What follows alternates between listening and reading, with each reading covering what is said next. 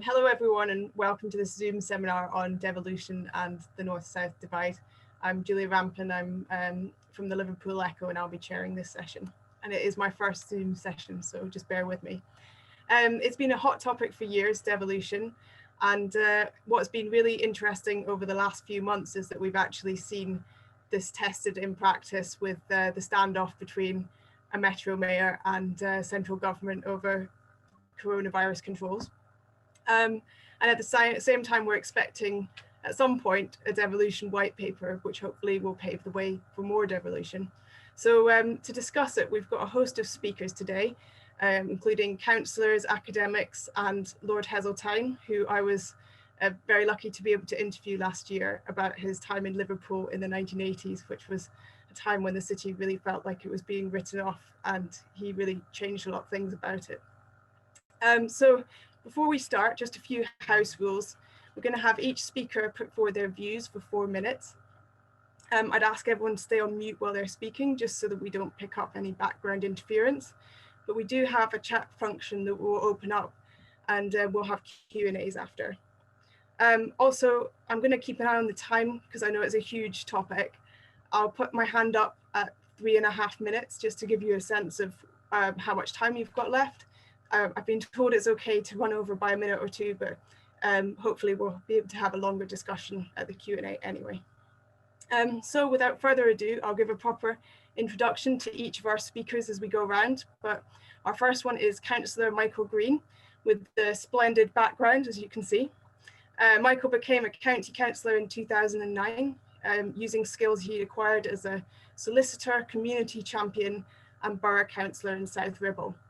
He served in Lancashire County Council as lead member, cabinet member and opposition spokesman, along with performing the duties of group secretary. Michael. Thank you, Julia, and good afternoon to everyone taking part today. I'd like to thank you for inviting me to actually speak on this panel on what is a very interesting topic for us moving forward. So just some introductory comments from myself.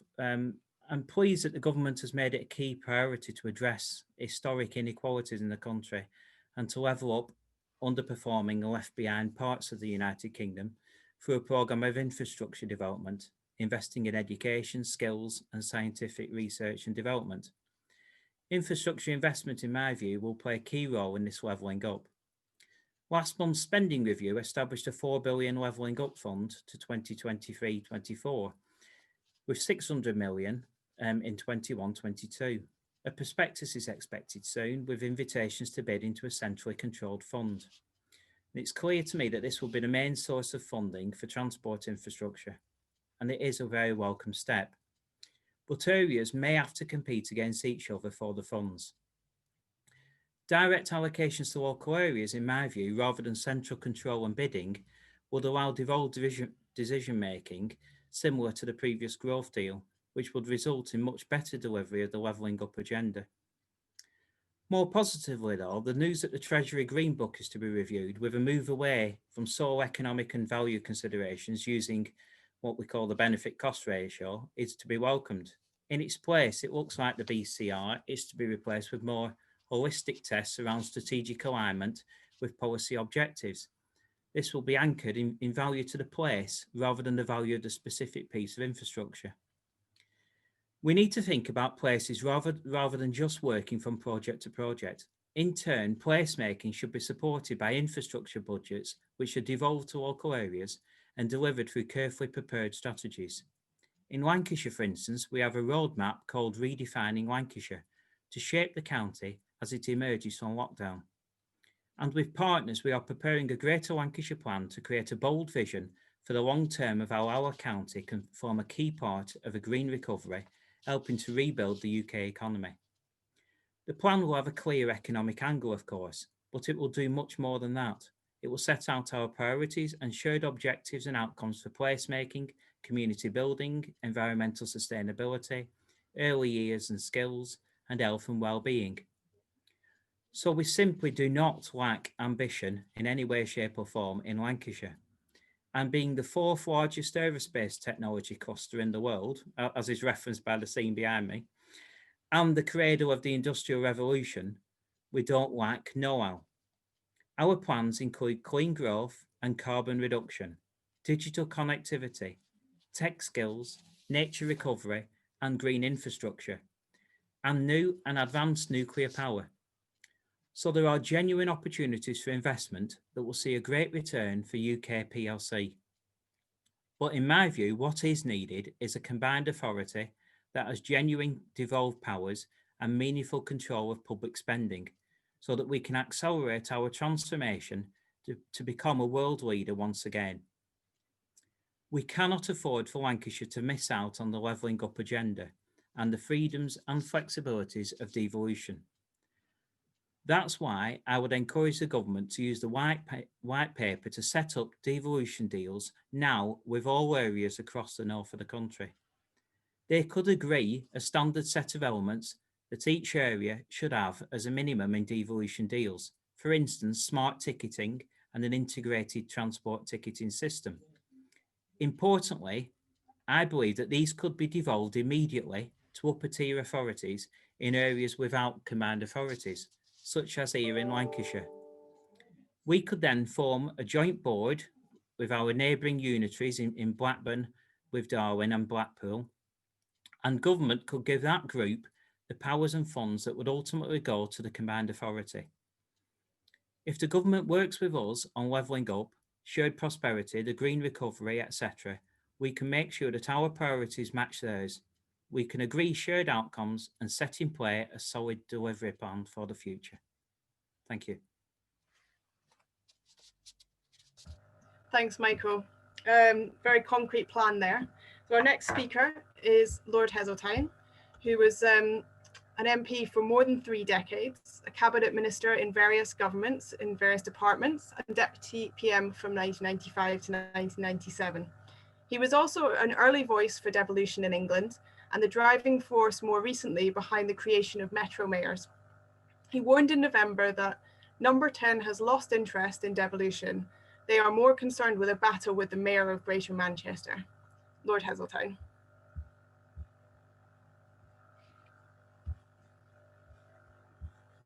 Sorry, I'm struggling to find my mouse to mute, so please just start and I will mute myself as soon as possible.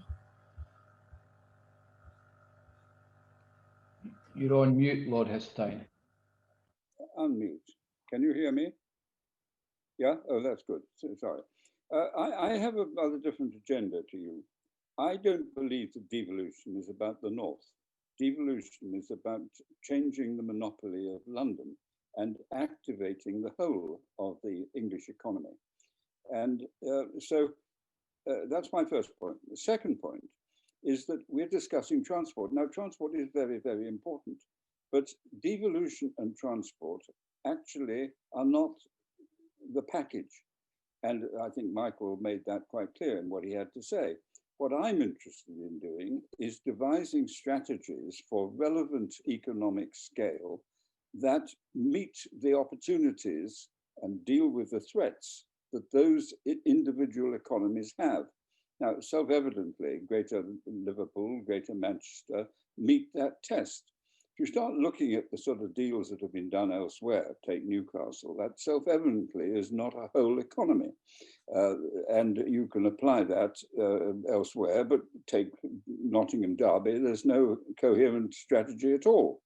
So the big question to me is not, do we need more transport, but we need better strategic planning and implementation in the great economies that make up England. And that includes London, which is a great economy, but it's not the whole economy. And it certainly wasn't the economy that alone created the England that we know. So the devolution agenda is my real agenda, and it is English-wide. I actually have views about devolution in Scotland and Wales, but that's not relevant here. So what am I after? Well, I'm after something the government has abandoned. They have lost interest in devolution, and you see it in every announcement that you get.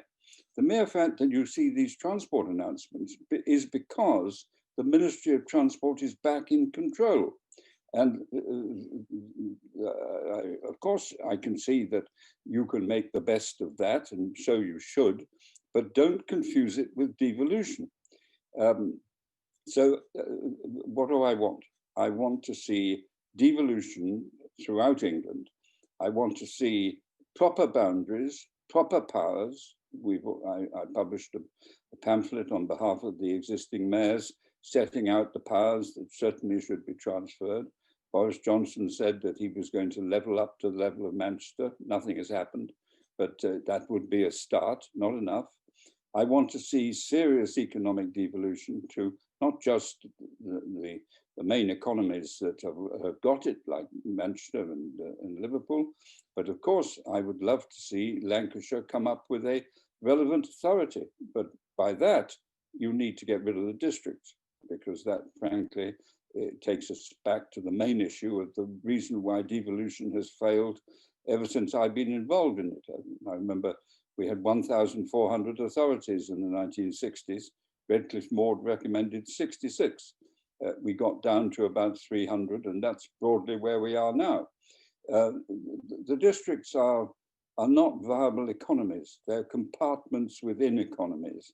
And frankly, in the COVID world of today, we need to save every penny we can find, and getting rid of the districts would be a painless way, after a short period of adjustment, of achieving big economies, but massive efficiencies.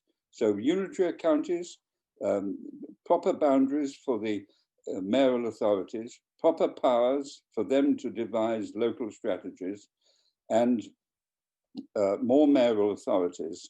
Not the unitary counties should have directly elected mayors. There should be conurbation authorities in places like the Solent, very important, Southampton, Portsmouth, South Hampshire, Plymouth, the Nottingham Derby I've mentioned, and where you haven't got conurbation authorities, then you should have unitary counties with directly elected mayors. That is the agenda that would really begin to transform this country, and which would actually, don't be surprised, make it look like what every other advanced economy has been doing for decades.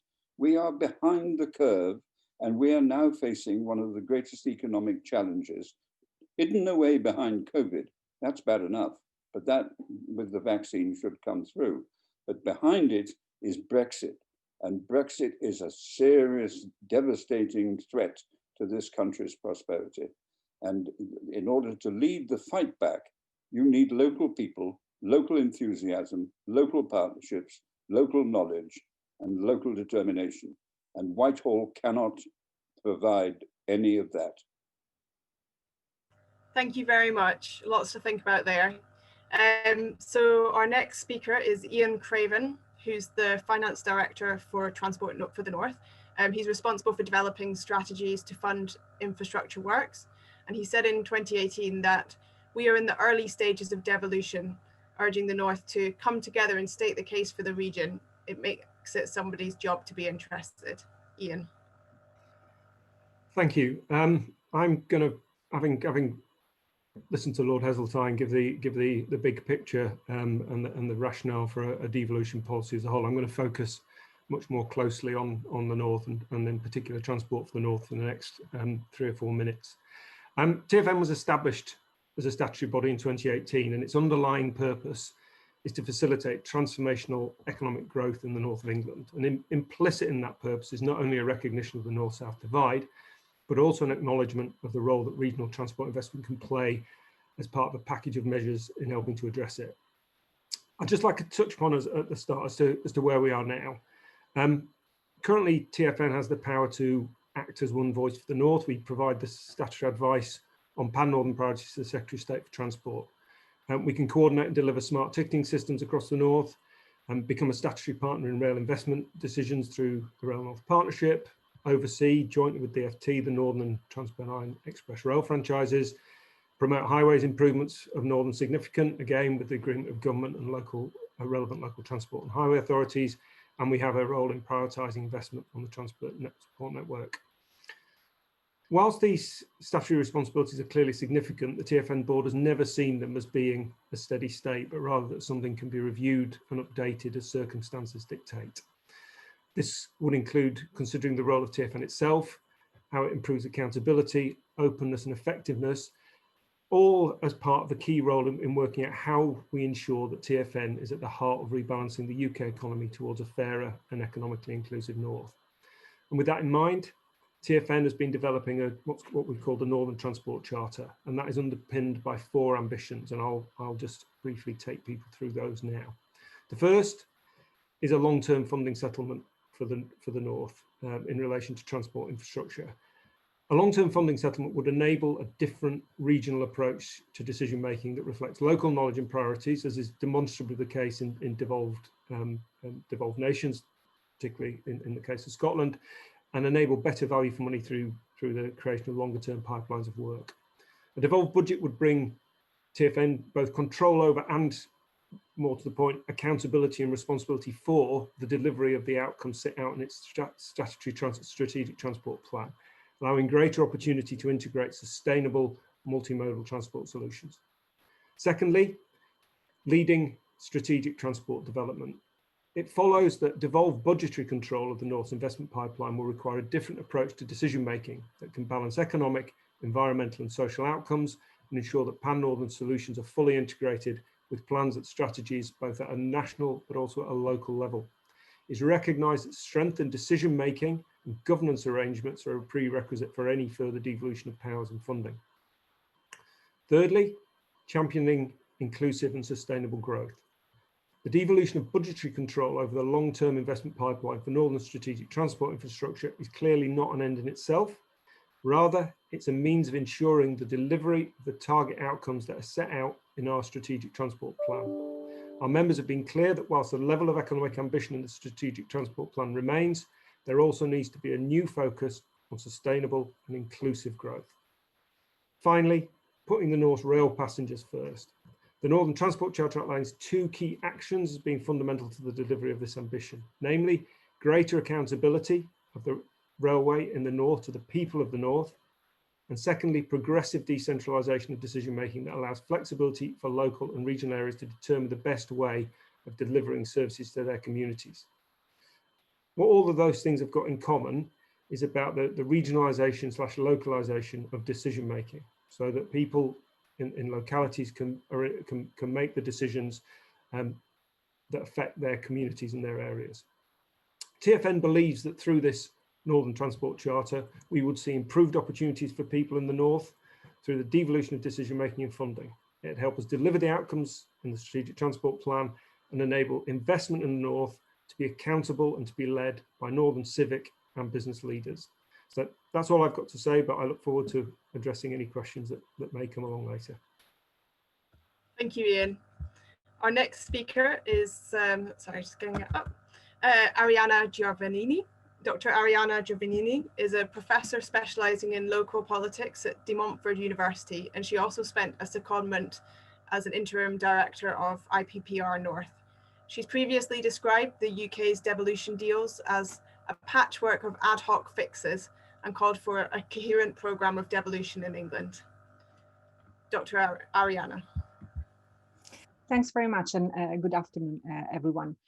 I agree with much of what has been said so far, and I think there have been quite a lot of good proposal on what needs to be done going forward. But I also think that one of the things that have characterized the debate on devolution so far is that it has happened at such a fast pace. Things have been changing so quickly that there has not really been a moment to kind of pause and reflect on what has or what hasn't actually worked so far, because I think that if we want to think of a model of devolution that serves best the North and indeed the whole of England, we actually need to also perhaps take a step back. So I'll try to do that and maybe conclude with a couple of ideas of what needs to be done going forward. So I think that the starting point here is that we really need to acknowledge that devolution in the North and across England remains profoundly an unfinished business that really lacks a clear framework and direction of travel. We know that parts of North have benefited from devolution, But the process has really developed in fits and starts. And so that's why in my research, I define devolution as a kind of a patchwork of ad hoc fixes that actually do not cover or involve all areas and vary considerably in terms of powers, responsibility, and resources that are passed down to combined authorities. And so as a result of this, devolution in the north and across England remains a disconnected project that benefits only some areas, with a tendency to privilege metropolitan ones and exclude rural and coastal ones or smaller towns. And it's still far from delivering any form of real empowerment to all local areas. And so the narrative of left behind places that has emerged so starkly in the public and political debate over the past year is really a case in point of these issues that shows that while devolution was created with the aim of bridging existing socioeconomic divide, it now is running the risk of actually creating new ones. And the other problem, I think, is the contractual nature of devolution deal. The fact that devolution can only be achieved through deals with central government fosters competition, a strongly competitive model, rather than any sort of cooperation or collaboration across local authorities and between different tiers of government. And so this is problematic because, again, while devolution was aimed at bridging the existing divide, the competitive nature of devolution deal making is now creating actually winners and losers of devolution. And in this way is creating actually more divide. So what's been happening in the north is clearly showing this. We know that with the exception of the Tea Valleys, it is the big cities like Manchester, Sheffield, Newcastle, Liverpool, and now Leeds that are benefiting from devolution, while areas that are actually experiencing higher levels of socioeconomic deprivation, such as Blackpool, Hull, or Sedgefield, have been left at the margins of this process. And finally, at the institutional level, I think that the current ad hoc contractual nature of devolution deal is actually adding further complexity and is not leading to the creation of what should be one of the goals of devolution, and that is that of creating a functioning system of multi-level governance. And it is instead generating a kind of a patchwork that does little in the way of achieving either the economic or democratic aims of the devolution revolution that was heralded back in 2014. So based on these points, I'll close with a couple of points to take away from this, really. So I think that so far, what's been lacking is a clear roadmap for devolution, and also willingness on the part of central government to develop a long-term strategy for devolution that does not serve only the short-term and sometimes political interest of the center, but aims instead at ensuring that all people and places across the north and the rest of England can benefit from it. But this would require really a profound rethinking of center-local relations in England, led by a spirit of radical institutional and cultural change, and one that opens up fully and not just through warm words to the principle of subsidiarity, and puts it at the core of a long-term constitutional vision for devolution, and leads to a process of governance reform that involves the center too, and not just subnational governance, so as to create a functioning system of subnational governance based on a clear division of power, fair funding, collaboration, and also trust. I think trust between different levels of government is really something that is missing at the moment. And only in this way we can get a program of devolution that actually delivers better opportunity for all people and places in the north and in all localities across England, and helps leveling up the country. Without genuine devolution, there is not going to be leveling up. The two agendas cannot be taken forward if they continue to be controlled almost unilaterally from the center, in my view. Thank you. Thank you very much. And last but not least, we have Neil McEnroy, the CEO of the Centre for Local Economic Strategies, the national organisation for progressive local economies. In 2017, he argued that true devolution revolution meant acknowledging that in its current form, it's not enough to compensate for the cuts implemented from local government, from central government. So Neil, I'd be interested to hear if your opinion's changed. Yours is the floor.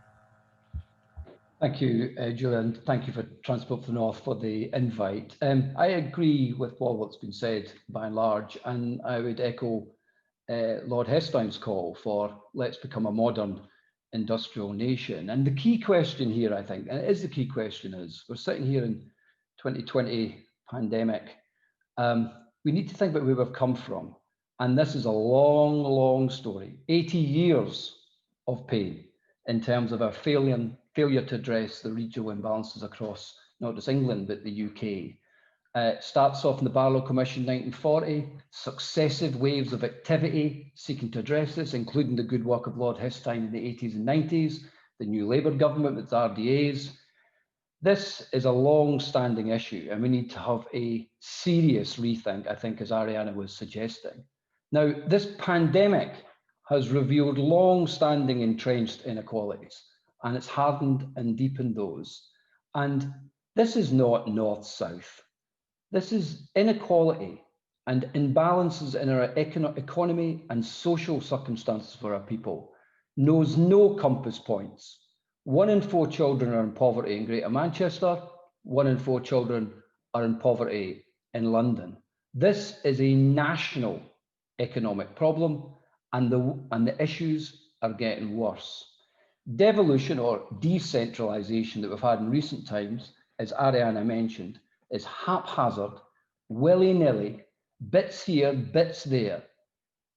Our local areas are left to plead to Whitehall with a deal process, which is in Whitehall, Whitehall's hold 5 aces in this deal process. They're pleading, not leading. What we can learn from the past is rebalancing. If we're truly wanting to build a modern nation here, needs a national economic and spatial plan. England doesn't have one. We need to think about the future economy, a proper, deep, green industrial strategy done at scale. Imbalances are not just regional. Economic balancing comes with new regional and local democratic power. What we need to do here is almost look at the past, 80 years of the past, and say, hold on here, come on, we're better than this. Let's make a big progressive leap. History tells us nothing else will do it. We've tried all the incremental willy-nilly, it doesn't work. A big leap. And I say, let's have a national constitutional conversation about this. Let's think what we truly need in this country. We in the North should be calling for a national conversation about devolution that's constitutional, democratic, and economic. How do we create an enduring package of constitutional reform? Let's test the idea of a federal England, perhaps. Let's think how we can reshape local government so it sits alongside national government as co-directors of this fine nation. Can we not think of a citizens' assembly that could actually think about some of this stuff and come up with some ideas that our politicians would enact upon? More prosaically, I think, in terms of what, in the short term, devolution white paper, we need to think about fiscal power here. But let's not think fiscal power for Manchester or North of the Tyne or London. Imagine if London got fiscal power. Yeah. They would have more imbalances. We need to have a new national redistribution process. We need to think about devolution of a whole range of things that my fellow panelists have talked about. And ultimately, we need to build a modern, advanced economy, and all of us in all parts have a genuine share in that economy. Thank you. Thank you very much, Neil. That's really, thank you for wrapping up so briefly and brilliantly as well. So just going on to the Q&A, I'll just open with a few questions, but I can see that we've already got quite a few coming through the chat. And if you're one of the panelists, please do unmute at this point because it will be easier to jump in. Hopefully we won't have too much overlapping of people talking at the same time, but if there's a problem, just put your hand up and we can hopefully work it through. So just to start, I think we talked about you know, politics, economics and transport there. So I know that some people have already put their views forward, but what's the most effective way to drive devolution then? Is it around areas defined by transport into existing transport networks, by the economic connections, as Lord Heseltine suggested, or political identity, like for example, Lancashire with the Red Rose and the kind of cultural and connections that maybe make people think that they all belong in the same community and then work together. I'd be interested to hear what the panel thinks. Any views? Shall I go first then? Yeah, go for it. I think it's a mix of both.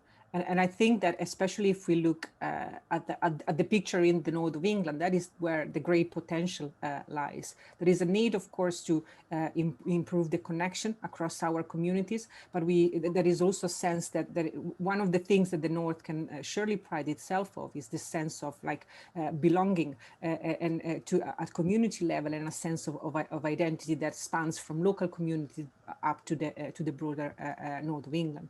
And I think perhaps that's one of the main differences between the process of devolution that we've seen so far in England and in the other nations of the UK.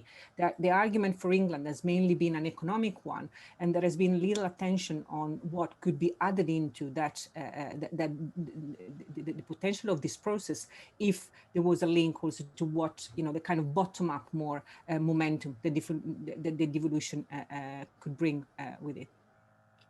Councillor Michael Green, I have to ask you, given that you've got the iconic background, what your view on that is. Thanks, Julia. I would agree with Arianna to a large extent. It's a mixture of both. It's cultural identity that we do feel across the north of England. That there's no doubt that we all feel as part of the north, but then you break that down into communities, and you have Lancashire, you have Yorkshire, of course, and you have lots of others in that mix. So it is a cultural identity, but the transport links are crucial, and it's not transport as important as transport is on its own. It's not transport for transport's sake. It's how it links communities together, north to south, east to west, and drives forward the economy and helps us to boost the living standards of residents right across the north. But ultimately, as well as part of that, and what we need to always remind our colleagues at Westminster, that is improving the ability of the north to add to the country as a whole, as I badge it, UK PLC, because we have an ever bigger role that we can and should be playing as a north of England, and I'm keen to make sure that we do that, and I'm sure colleagues right across the north would be with me on that journey moving forward. Would anyone else like to jump in? Well, I'd like to believe that there was such a unanimous view, but look at Yorkshire, where, as Iain said, Hull has been left out on the cold, and Sheffield and Leeds are going their own way. It's all tribal, and the real solution is, of course, Yorkshire, which is a world-class brand. The idea of traveling the world saying, I come from Yorkshire, you would set hearts people. But you can't get the local politicians to agree, because in the end, it's their careers, their power, and all that sort of stuff. See, we had an examination of all of this in the 60s under Redcliffe Morgan, and he came up with 60-odd, perfectly obvious configurations of devolution. And the frustration that has greeted all of that is all about career opportunities, power, what I've got, I hold. And, you know, so I'm absolutely committed to the view that you've got to do what you can do in politics. And the only people who can do it are the central government. It needs a decisive leadership. You're not going to get it because the appetite for the leadership is gone. The white paper, I think, well, why do we wait a year? You know, and actually wait a year. There's no sign of it coming in the immediate future, and no one is expecting much out of it anyway. And so, so why? And the reasons are simple. Whitehall holds on to what it's got. Careers depend upon the power that's built in the cabinet. So, you know, one is banging on, one knows the problem. And I'm despondent that what I thought was a big breakthrough under David Cameron and George Osborne has now just withering on the vine. And I hope that people like you will make a fuss, shout, complain, do something. Well, on that note, I saw that Dr. Giovannini wanted to come in, so I just wanted to come in briefly on the case of Yorkshire, because I think, I mean, I agree with Lord Heseltine. That's a very interesting case there, but I slightly disagree with the interpretation that, you know, there is not the possibility to have a Yorkshire-wide devolution deal because local leaders can't work together. I think actually they've proved quite the opposite in recent, over the past year or so. In fact, they put together a proposal for a one Yorkshire devolution deal. They put together in that proposal, and I think that's what's remarkable and interesting about that. They put together the identity element, the branding, and the economic side of it, which is quite unique.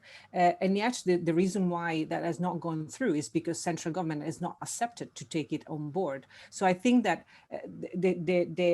what really doesn't allow this mix of economic dimension and cultural identity one to come together is actually the current module of devolution, because it's competitive and essentially set by the center and doesn't allow a lot of flexibility or vision from the local level to be developed. But Professor, if the local MPs in Yorkshire got together and said, we want this, they would get it. It's that the local MPs can't agree. Yes, that is true. I think Neil wants to come in as well. Very, very briefly, we need to get serious here, I think, as Lord Heseltine was indicating. Devolution is about devolution of power. And Whitehall will never give up the power. They might give sweeties off the table. They might have flex here and there, but they won't. That is why this moment of deep trauma in our country, we need to seriously have a conversation with citizens. We need to engage citizens. We need to engage communities across the country, and they need to say what they want, and they need to be given a voice, because we've tried this process for 80 years, and Whitehall will not give up the power. That's the hard truth. And so we need to break that logjam. And if we can't break the logjam with this cathartic moment we're in at the moment, when can we? We need to get belligerent. We need to stop pleading, and we need to start demanding more. All of us need to say, this is the end. This is enough of 80 years of pain. Let's start afresh. Let's have a constitutional debate about this issue. This seems like a good point to ask you the second question I was hoping to put to the panel, which is what have we learned from the recent clash between Andy Burnham and central government? Does it tell us anything about devolution, or is that, you know, should we put that to one side, I think, as Lord Heseltine suggested, and as a distraction from the main focus? Anyone like to come in? I'll come in as I was speaking. I think it tells us how devolution was flawed, in that you've got a situation where Whitehall is dictating. It doesn't speak to what the people of Greater Manchester were thinking, and Andy Burnham was doing his duty to shout for the people. Its devolution wasn't working. It told us that belligerence is the only option. A sense of calling things out of the inadequacies of the present thing and hoping that that will start to turn the dial and make a change somewhere. It's a symptom of how bad it's become, frankly. Does anyone want to agree or disagree? I think it was unfortunate, and it seemed in the end that the gap between the two sides was relatively small. It should have been possible to find a good will. Lord Heseltine, if there's, I don't know if the volume's maybe gone a bit on your thing, but yeah, maybe if you just lean forward a little bit. I'm too far away. Is that any better? That's a lot better, thank you. Yeah, I'm too far away. Iain, I think you were also wanting to say something. Yeah, it's a slightly different point, but I think there's a question in the comments panel about Treasury. Do the panel believe a centralised Treasury will ever allow true devolution? I think some of the tensions that you get are probably a consequence of a couple of things. One is the centralised nature of revenue raising in this country, and the fact that the vast proportion of the money that's raised by the state is raised by Treasury, and therefore that funding power naturally gives the centre the ability to direct control. I think also that what we've got, and I think the point that Arianna was making earlier, there is no proper legal policy framework for devolution. and around the fringes, it's not entirely clear who's responsible for what. Therefore, again, when you put pressure on, you almost, as a matter of course, going to get these kind of tensions emerging. So I think that there's a lot of devolution.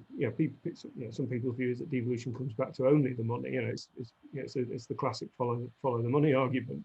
I actually think it would be, to be fair to Treasury, it'd be quite difficult to devolve certainly revenue raising powers into the system we have at the moment, because frankly it's confused, as people have been saying.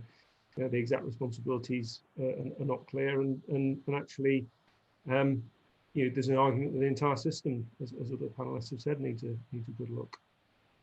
I just want to put a question. Oh, sorry, I know. Can I put a question from the audience, and then, but I'll let Councillor Green come in on what you were saying, Iain. But once you've come in, Councillor Green, I'd like to put a question which has come from quite a few chats about Manchester, and I suppose you could say Liverpool as well, being used as a kind of shorthand for the north, when actually there's so many other areas, and whether we're too focused on Manchester in particular.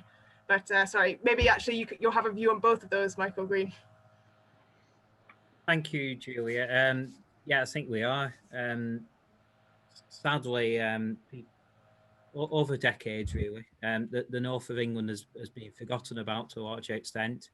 But when Whitehall actually remembers that the north of England exists, they think about Manchester and Leeds, maybe Liverpool, maybe Sheffield, maybe Newcastle, but they forget that there's a much wider north of England, and that's equally important. And we equally have strengths. I mean, in Lancashire, we have nearly 70,000 businesses. We have leading universities, advanced manufacturing, engineering, aerospace, which is the fourth largest in the world. A thriving rural economy. So we have lots of strengths, and not least of which is the quality and the friendliness of the people. So I think that is important moving forward. But I did indicate to speak, Julie, because I noticed a number of comments in the panel from people watching about the mayoral model and whether that is the right form for devolution. And whilst that is the preferred form that's been used by government, particularly in the more metropolitan areas, and that's understandable, and I think government likes to have somebody that's accountable for devolution, particularly when there's powers and funding that are devolved, I think it's not necessarily the right model for everywhere in the country, particularly in areas that are a little bit more rural, for instance. And I'd like us to, as a country, to explore other alternative models. So I set out in my introductory comments that I'm supportive of having a combined authority for Lancashire. There's been one of the areas that doesn't have devolution at the moment, and I see that as a way forward. But in the meantime, whilst we're all agreeing or not agreeing about the way to actually achieve it, I don't want us to be held back. So I think that there's a possible way in the meantime for us to set up a panel with unitary councils, etc., and with the government involved to actually devolve some of these powers and devolve some of the funding to the Lancashire area in our case, but other areas of the country as well that don't currently have devolution. Devolve some of these powers that ultimately we'd like to see going to a combined authority, but let's devolve it in the meantime to upper tier authorities that have the ability to actually drive this forward, involving the likes of your enterprise partnerships who can give a steer from the private sector and from the business community, can give input, but the upper tier authorities have accountability.